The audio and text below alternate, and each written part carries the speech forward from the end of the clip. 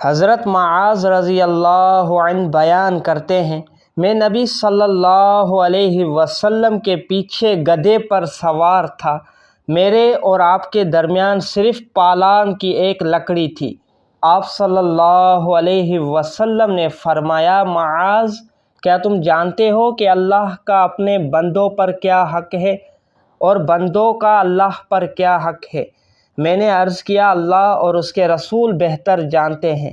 آپ صلی اللہ علیہ وسلم نے فرمایا، اللہ کا بندوں پر یہ حق ہے کہ وہ اس کی عبادت کرے اور اس کے ساتھ کسی کو شریک نہ بنائے، اور بندوں کا اللہ پر یہ حق ہے کہ وہ اس شخص کو عذاب نہ دے جو اس کے ساتھ کسی قسم کا شرک نہ کرتا ہو۔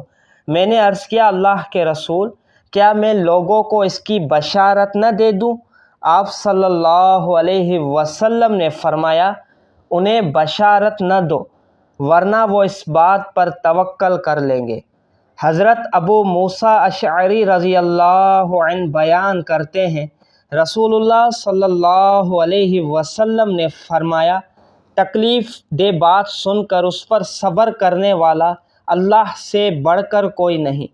وہ اس کے لیے اولاد کا دعویٰ کرتے ہیں، لیکن وہ پھر بھی ان سے درگزر کرتا ہے اور انہیں رزق باہم پہنچاتا ہے۔